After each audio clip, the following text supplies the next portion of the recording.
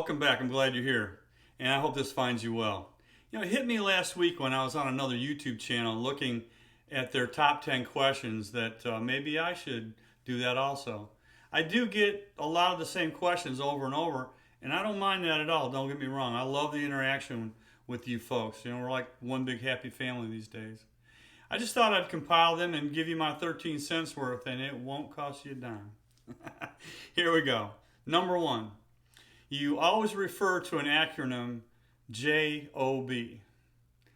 And I assume it has something to do with a job, but what does it stand for, please? It stands for just over broke. Number two, how do I know I'm cut out to own a business? This is a great question because business ownership isn't for everyone for different reasons. Ask yourself, what is driving you to even consider it? Is it the money or the prestige, the freedom? Are you someone that just has to call the shots, maybe? As far as being cut out for it now, that's a decision that only you can make. I've been using a simple but extremely effective decision tool for most of my business life that might help you. I take an 8.5 by 11 sheet of paper, and about 2 inches down from the top, I draw a horizontal line across the top of the paper from left to right. From that center line of that left to right line, draw a vertical line down to the bottom. Now you've just created a T, right? On the left side of the divide, above the line, write pros, P-R-O-S, as in pros and cons. At the right of the divide, above the line, write cons, as in pros and cons. Sit down with the paper and flush your mind of the good and bad, in your opinion, of being in business. No matter how big or small the issue is to you, write it down in the correct column. Let the paper sit around for a couple of days, and every time a pro or a con comes to mind, write it down. Leave the paper where you can see it. It'll jog your thoughts. Soon you'll see the answer. Number three, I only work at JOB because of the medical benefits. Can I own my own business and pay for my own medical? Absolutely. I've done it for 30 plus years now. Now keep in mind that you're paying for at least a portion of your medical insurance now through your employer. I highly suggest hiring an insurance broker to help you sort this out. Help this broker help you by writing down what's important to you in regards to what the insurance really pays beyond your payment.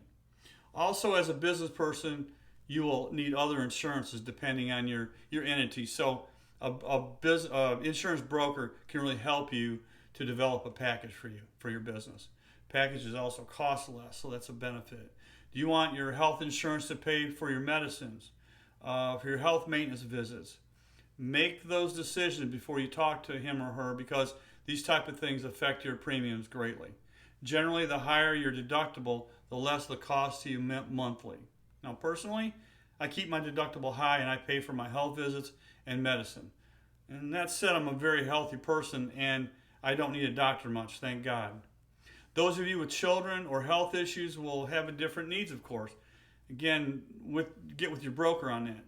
My friend Pete is married, has 3 young kids, and he got hit pretty bad in a car accident, which requires, at least at this time, a good bit of doctor visits.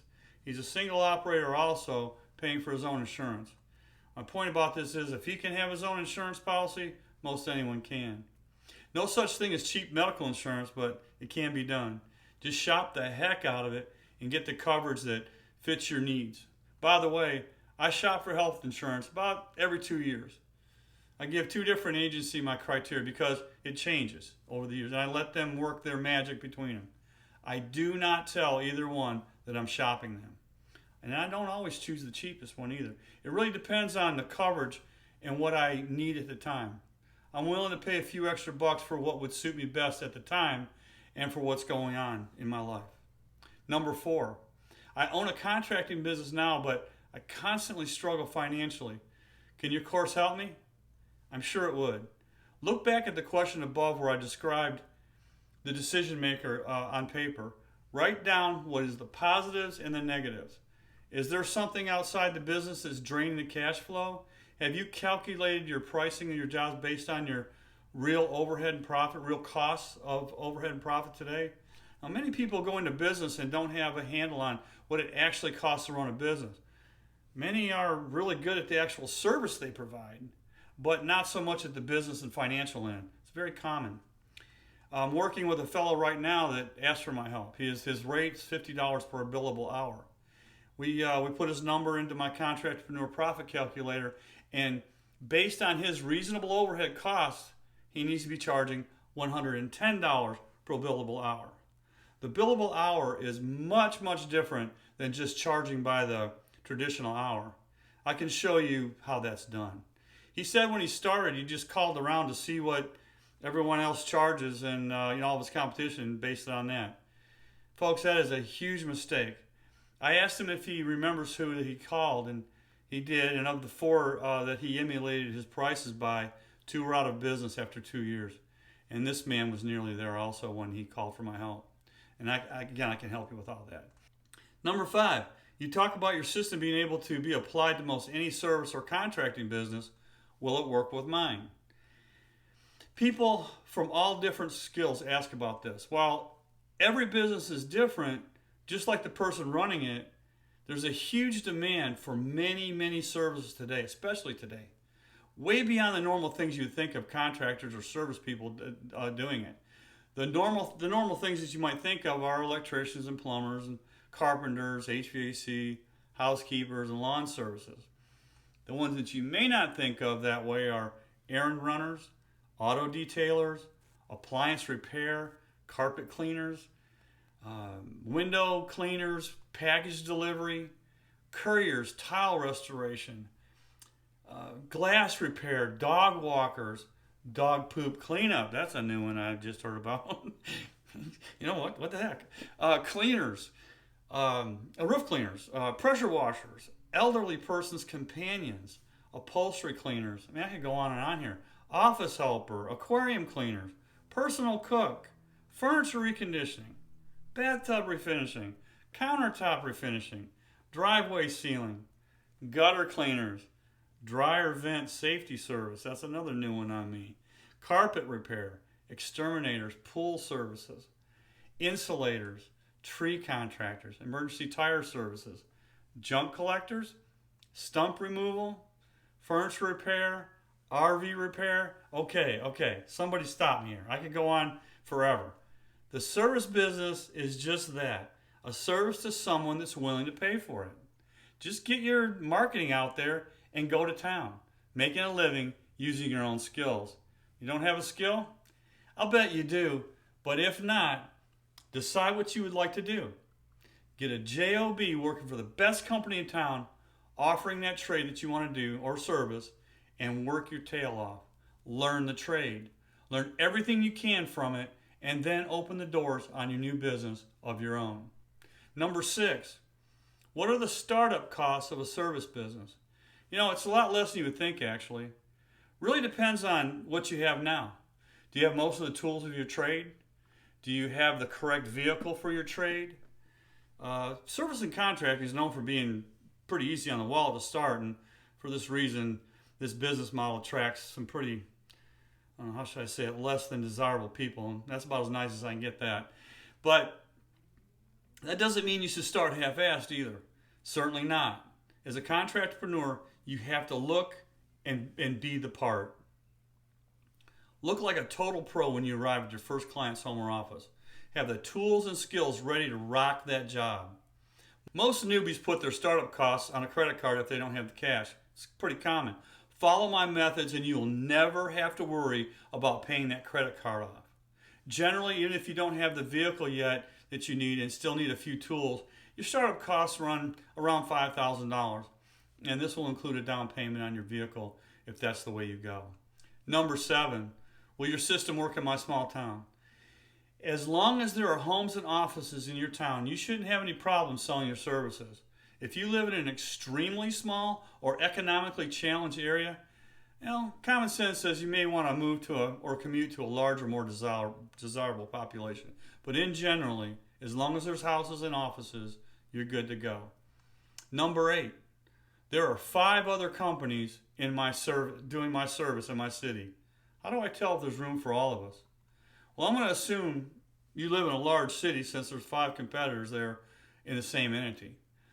So go to Google Analytics and search for the number of service or contracting calls that were logged in for your service. Try to do exact match search if possible so that it's accurate. Your city may be begging for another service like yours and you just don't know it. Now, this little tidbit. Do your research so you feel good, but don't worry about the competition. Follow my system of being a contractpreneur and you'll smoke the competition. You'll be regularly stealing clients from your competition. Clients will know immediately that there's a welcome difference in you, and word of mouth will ensure your success. Number 9, I used your contractpreneur profit calculator to figure my billable hourly rate. Will I be able to sell my services for that? Yes. And that's the only way to do it properly. You have to figure the price of your services based on your reasonable, real-world cost of overhead and profit to keep your doors open. As I mentioned earlier, way too many people base their cost of their work on to the client on the competitor's prices or what they think should work. A person that's been working for someone else, say for $25 an hour, and their craft decides to double their rate in their new business to $50 an hour and thinks, hey, I doubled my wage. That should do it. But you're in trouble if you do it that way. This is just an example. I never suggest you base your services by the standard hour. You have to base it on the billable hourly rate. These two are vastly different. Joe Crisera from Contractor Selling says it like this. You have to leave your mother in the truck. In other words, you may have grown up with preconceived notions about money from your parents. Old school thoughts. For example, my dad's 87 years old, and he still thinks that $4 for a deli sandwich is highway robbery. You have to price your services based on the times or you'll never make it. Number 10, I like your comments about being able to specialize in my work. The part of my work that I love doing, not just have to do whatever comes in for my marketing. Now, how real is that? That's very real. Realistically, the person just starting out in business will certainly take on whatever jobs his or her marketing brings in to keep bread on the table and the bills paid. As you learn your marketing and advertising, you hone in on the jobs within your skill set that are your favorite. The ones you love to do. And it isn't even like work to you when you do these jobs. You start pushing more and more of those marketing dollars to advertise for the job that you love or maybe even pay the best. As you go along, more and more of that type of work will naturally come your way. 11. So, as a single operator contractpreneur, do you just pass on the other work that you get that's above the work that you love? No. See my module on hiring subcontractors and you'll have started to funnel the work that you would rather not do to them. This keeps a good bit of profit in your pocket while not killing your body. Now, generally, it's a 50-50 split.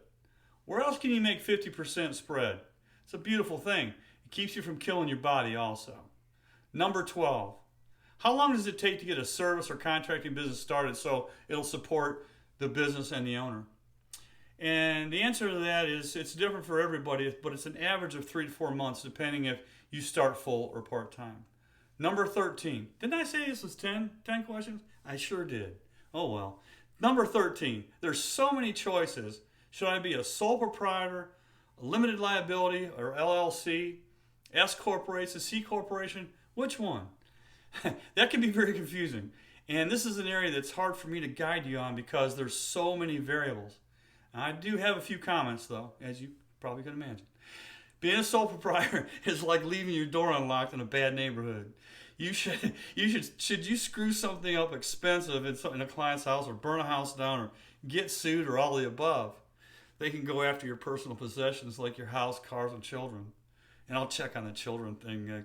This could be a nasty rumor, Any entity with the word corporation behind it gives you a wall or a shield of protection against lawsuits. Now, keep in mind, it isn't an impenetrable wall or shield, but it does provide more protection to you personally than a sole proprietor would. Your best bet is to talk to your lawyer and your accountant. More than likely, the two will have differences of opinion, and I know this from experience. Get their opinions and decide for yourself what suits you best.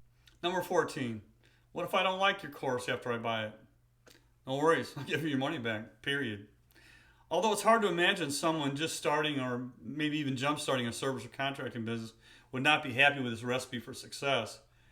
Um, I started teaching the single operator method of service and contracting in 1999, and for many years it was more like one-on-one to my students, and it evolved with the internet to reach out to the masses.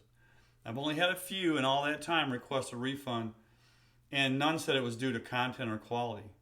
If you're uncomfortable with my program for any reason, just email within 30 days for a full refund. We call it the free look policy. I'm easy, but don't spread that around, okay? I have a reputation to maintain. Anyway, hey, thanks for being here, and here's your 10 or 12 or 14 questions I get all the time, and I'm glad you're here. Take care now.